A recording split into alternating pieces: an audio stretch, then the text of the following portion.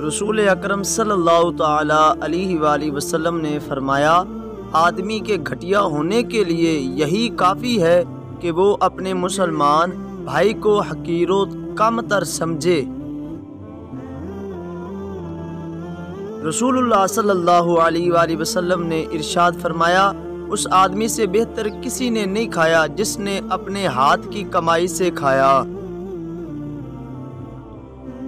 رسول اللہ صلی اللہ علیہ وآلہ وسلم نے ارشاد فرمایا، جنت میں ایسے لوگ داخل ہوں گے جن کے دل چڑیوں کی طرح نرم ہوں گے۔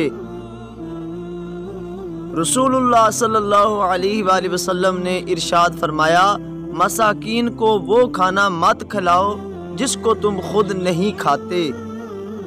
فرمان مصطفیٰ صلی اللہ تعالی علیہ وآلہ وسلم، اللہ پاک کو یہ بات پسند ہے کہ بندہ ہر نوالے اور ہر گھونٹ پر اللہ پاک کا شکر ادا کرے۔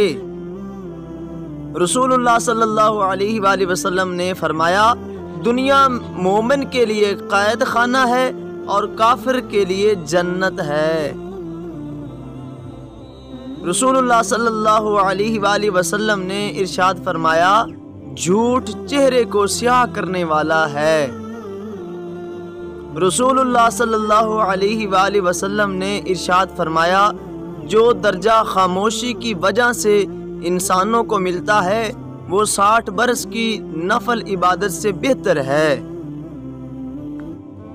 رسول اللہ صلی اللہ علیہ وآلہ وسلم نے ارشاد فرمایا، اپنے شر سے دوسروں کو محفوظ رکھیں، یہ بھی ایک قسم کا صدقہ ہے۔ فرمان رسول صلی اللہ تعالی علیہ وآلہ وسلم، معاف کر دینے سے اللہ تعالی عزت میں اضافہ فرماتا ہے۔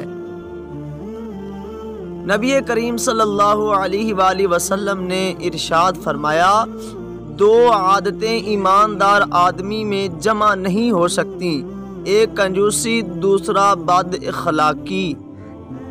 رسول اللہ صلی اللہ علیہ وآلہ وسلم نے ارشاد فرمایا، مہمان کے ساتھ خود بھی کھانا کھاؤ۔ نبی کریم صلی اللہ علیہ وآلہ وسلم نے ارشاد فرمایا، تم میں سے پوری عقل والا وہ ہے جو اللہ سے سخت خوف والا ہے۔ رسول اللہ صلی اللہ علیہ وآلہ وسلم نے ارشاد فرمایا، جو مجھ پر درود بھیجتا ہے اس پر تمام فرشتے رحمت بھیجتے ہیں۔ رسول اللہ صلی اللہ علیہ وآلہ وسلم نے ارشاد فرمایا، زیادہ مال جمع کرنے والے لوگ اللہ کی نظر میں حقیر ہیں، مگر کثرت سے صدقہ کرنے والے اللہ کی نظر میں محبوب ہیں۔ رسول اللہ صلی اللہ علیہ وآلہ وسلم نے ارشاد فرمایا، جو درجہ خاموشی کی وجہ سے انسانوں کو ملتا ہے وہ 60 برس کی نفل عبادت سے بہتر ہے۔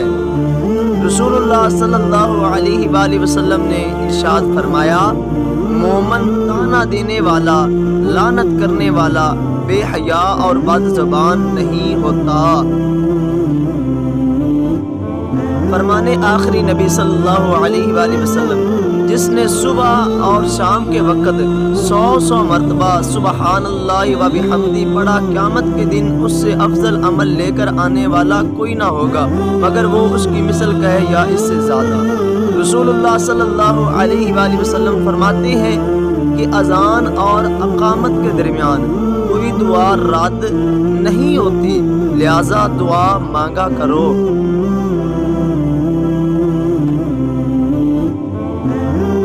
رسول اللہ صلی اللہ علیہ وآلہ وسلم نے ارشاد فرمایا، جو شخص ہم پر ہتھیار اٹھائے وہ ہم میں سے نہیں ہے، اور جو شخص ہمیں دھوکہ دے وہ بھی ہم میں سے نہیں ہے۔